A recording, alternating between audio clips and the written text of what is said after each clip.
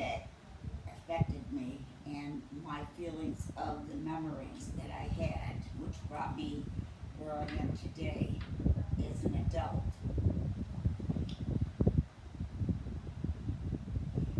After kindergarten, I really started to stutter quite a bit. So, and I felt that I think the stuttering was a part of. I didn't think anybody was listening to me. I didn't have a time. Nobody would listen. So I developed this stuttering that was difficult. But they also found out that I had learning disabilities caused by stress. And I'm talking first grade. I had a hard time reading. I had a hard time speaking. And I had a hard time with math and numbers. I had a hard time playing with other kids. I've always felt like I was just not like anybody else. And I felt alone. I'm going to get this to there we go. I felt alone and scared. Really did. First grade was just as hard as everything else. I did not pass. They held me back because I was having difficulties.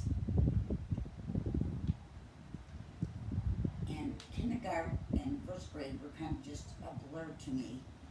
I don't know. It wasn't a fun thing, but I do remember in first grade that I had a sensitivity issue, clothing, underwear, and a lot of other things. So I was always uncomfortable.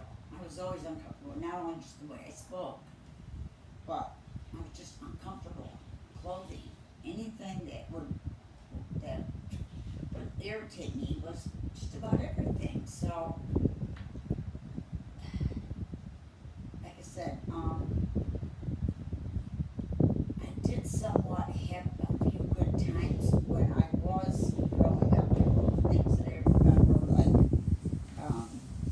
I remember when I was in second grade, I got really, really, really sick. And they let me off of school. In school, just across the street, Megatash. I lived on Carmel Avenue.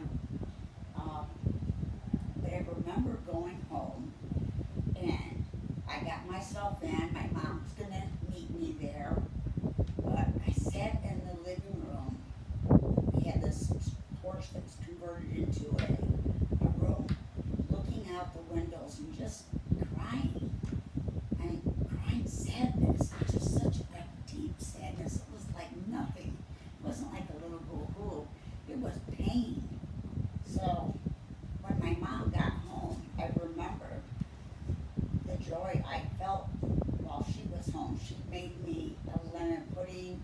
It was warm, and I felt connected, and I felt loved. But so those points and stuff came and went in my life. Just trying to go through the moments that I struggled with. I was probably 6 or 7, maybe 6 or 7. Maybe I was small. It wasn't in probably first grade, and we were all outside playing in our backyard. It was after the well went dry, and the walls of the well actually crumbled, and the well dried up. So the well dried up, we had this hole in our backyard. So I had a metal car, and it had like pedals in it. And I was playing, and I had my brother and my sister was out there, and my brother told me, "Get off of that car, or I'm going to push it down and push you down the well." I said, "This is my toy.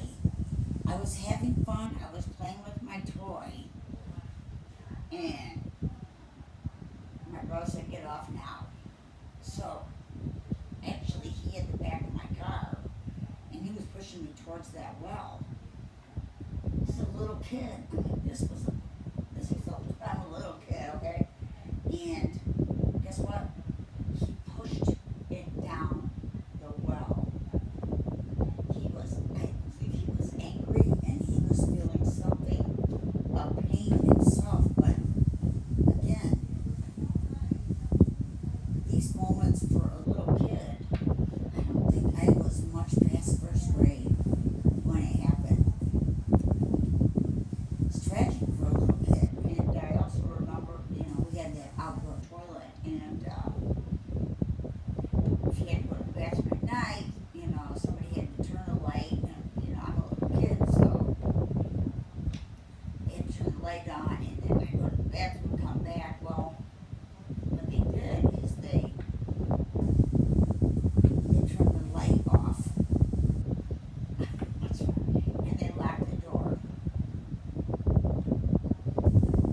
And these things terrified me.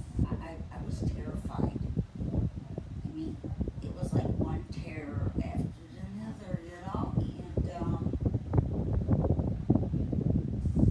get over some of those things, but at some point in your life, things have to slow down so you can recover. The thing was, I never ever got recovered. I never had a recovery, a place of recovery where you get a hold of yourself and you're it never happened. It never happened. I remember being locked. We had this Illinois basement, and the walls would crumble. It was the scariest place for me as a child to go down to that basement. We had that round well that was open. That scared me. And they told me there was like a workbench, big cabinets. And they told me that there was ghosts and stuff inside those cabinets. So they lowered me down there. Their games were all stacked up, in this old creepy basement. So I go to get a game, and the basement door would lock. And they locked me in the basement. They locked me in the basement. And a little kid, imagination, goes wild. I mean, again, it was not joyful. That was horrible. And it happened more times than not, where they locked me in.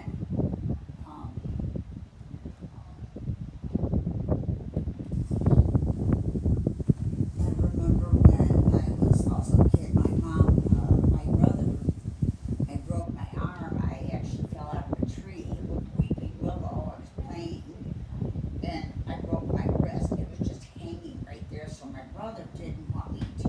Neighborly was supposed to be watching us, but back in the day, you played next door. There's no fear. My brother didn't want me to go to Eileen. He was going to do Boy Scouts on it. And again, he was trying to hurt me. I mean, I broke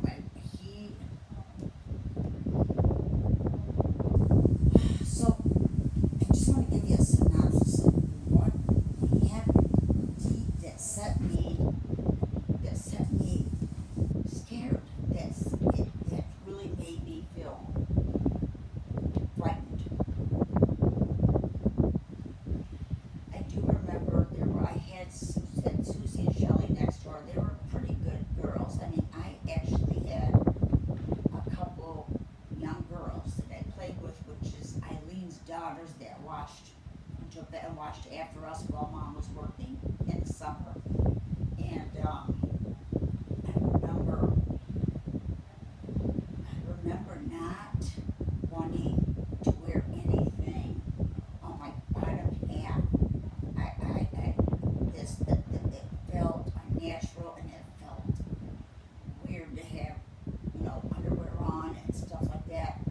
I just didn't like it. It was a sensation that was very uncomfortable for me.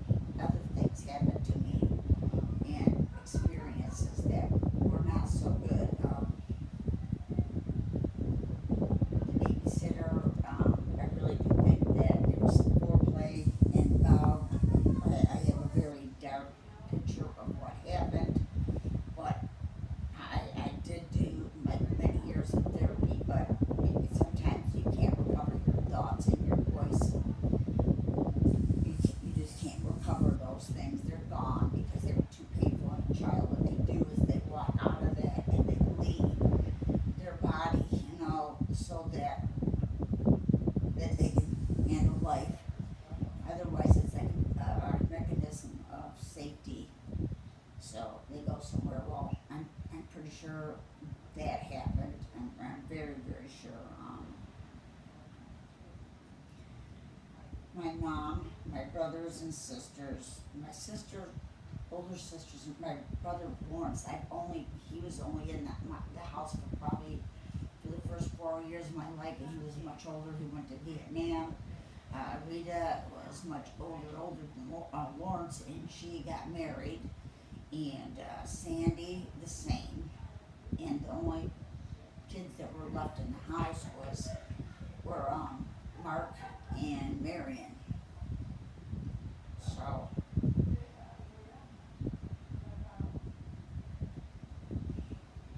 I was a nuisance to them. I really was a nuisance to them.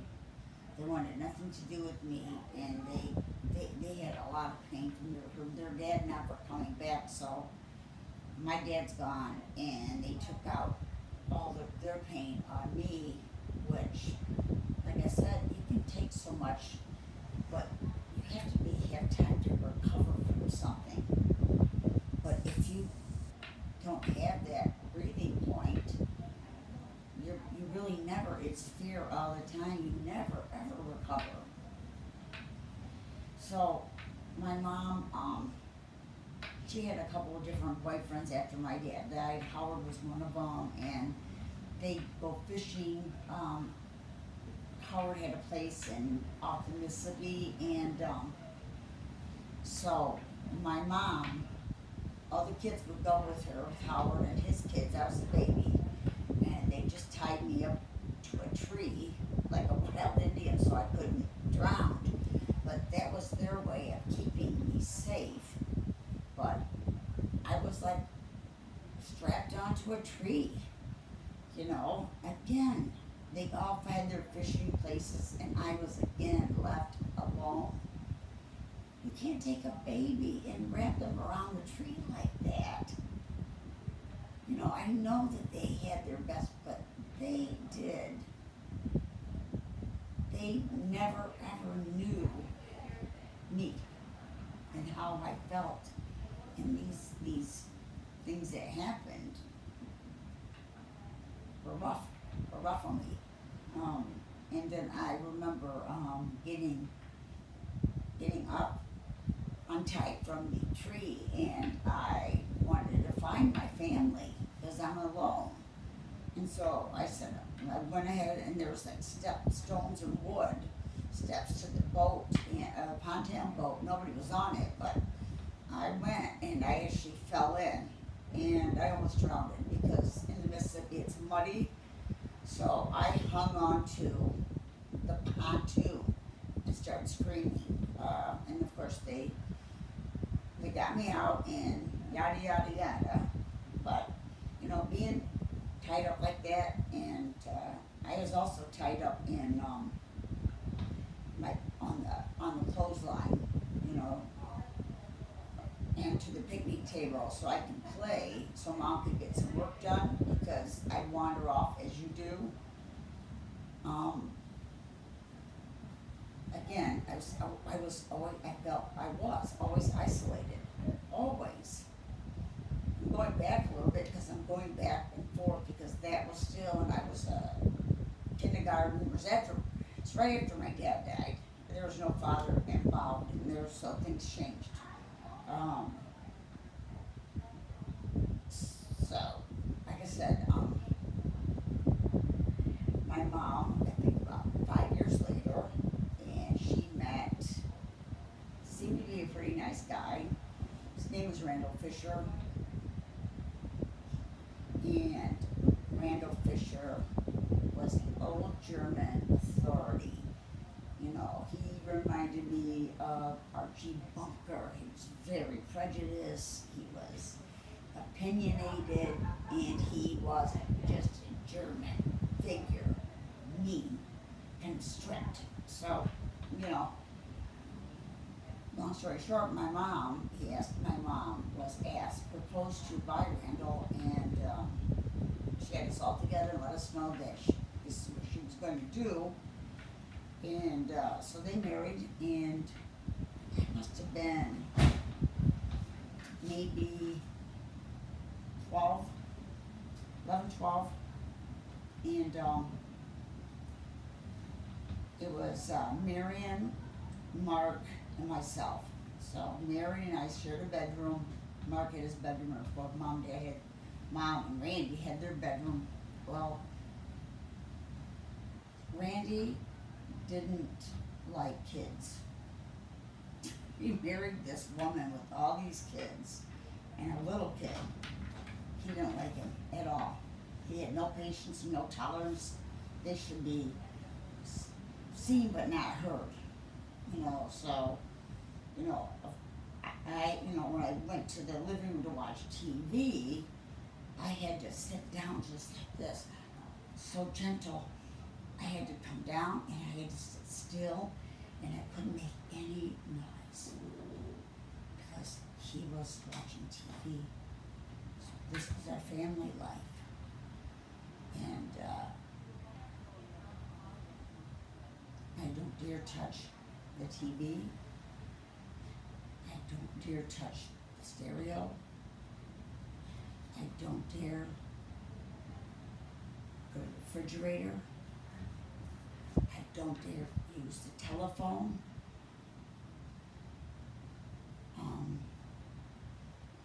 So, again, and they would go on these long trips, and they would ship me off to anybody that would take my Social Security check, which would be my sister Sandy. They go for the whole summer.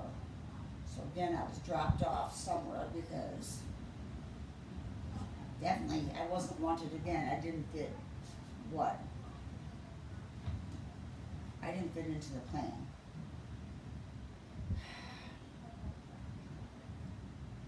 Well, my sister was with us, and she was like, I don't know, 17, and she was still in high school. She's just ready to graduate, and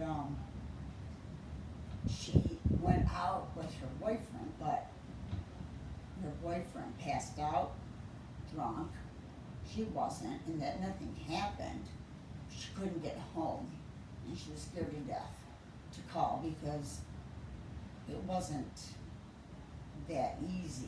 I mean, she was petrified, so of course she had to come the next day, and Randy told her to get the heck out of his house, that she made her bed and she needs to sleep in it because she's not having any kind of girl that has running around and having sex, sleeping with their little sister, her little sister. It's horrible. It was horrible. He drove her into a marriage that shouldn't have never happened. My sister had to get married, but she wasn't pregnant. She had to get married because he wanted another way of getting her out. That's one less. He didn't like girls. It's one way to get her out of his life. So, my sister Marion was beaten and tormented by her husband. He had a very strange family and a lot of abuse. So, his name was Jack Bow. And so he beat her, he ripped her clothes up. I mean, the cops were over there. It was and she had nowhere to go. She was kind of like me, but it wasn't quite as bad, but it was bad. So you gotta imagine this situation of this abusive man. He used to make her put his work boots on and take his work boots off. She had to serve dinner to him she'd have to serve dinner to him wherever he was. So that was what was going on with her. So I was alone. My brother was there, but he wasn't worried about boys because boys can take care of themselves. It was girls because boys were dirty, and he knew what boys wanted. I was probably, I don't know, I was in middle school, probably ninth grade, and I was, I had been overweight. That's pretty overweight from right after, yeah, right around kindergarten till I was about 15. I was probably 4'7", and I weighed over. I mean, it was obese. It was 130. And it don't sound bad today, but 130, 140 pounds was a lot for a kid. I really don't remember how much I weighed. I knew that I weighed and that I was overweight. I knew I was overweight, and everybody let me know I was overweight. So I walked like a little freak, and my toes would come out, and I'd just fall over. So my mom, doing the best she could, I went to a doctor, and then I went to Jumping Jacks, where they fit you for shoes. I had a Mason Hill made up, and I had a brace at night and the Mason shoes, and to wear to school and stuff. But the Mason shoes were like Popeye shoes. They were like the big, rounded, heavy-duty shoes, that were, they looked like orthopedic for a little kid. I mean, they were ugly and they were brown. And I also had a posture problem because I used to lean forward. So my mom had this brace, and it was for an adult. But I would have to wear that brace to school. And I told you I had irritation problems with different materials. I was so frustrated and so, I mean, school was just horrible, horrible. I wore these tent dresses, I had this stupid brace on that stuck out of my clothing, and I had these wild shoes. I stuttered. I was just petrified. I mean, I was just, I guess there was no recovery for me. The recovery, you would think that you'd have some sort of, you'd go through something and you'd have a somewhat normal part of your life, but it never got normal. It got worse. It got a lot worse. My stepfather didn't want me, and so they decided, since I'm so obstinate, I was just a kid. I was just a kid. I mean, I went to the refrigerator. I tried to use the phone. I go ahead and check with I was just a kid, and they were an adult, and they did not give me what I needed the most was a time, love, and attention.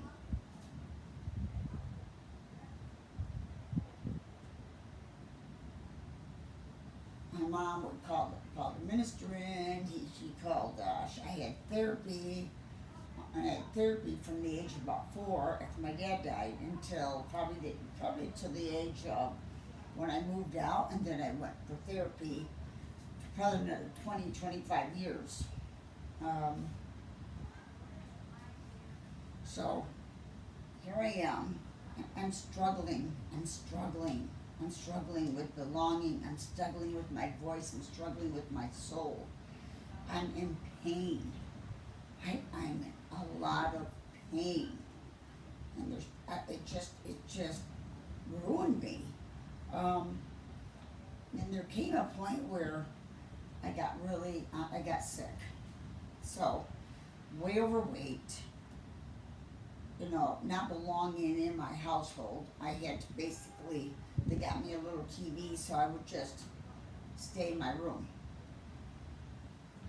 Stay in my room. No socialization. Stay in my room.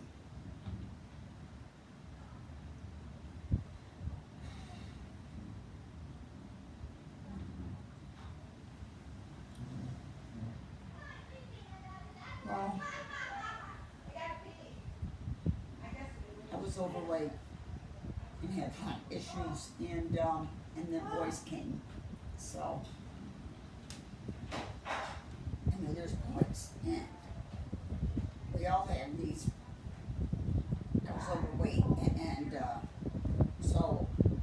decided to have some control in my life because I had no control of anything else. So I controlled myself through food. I controlled, and what happened, this was even before Kurt Carpenter got sick. I had, I went right into anorexia nervosa. I lost probably lost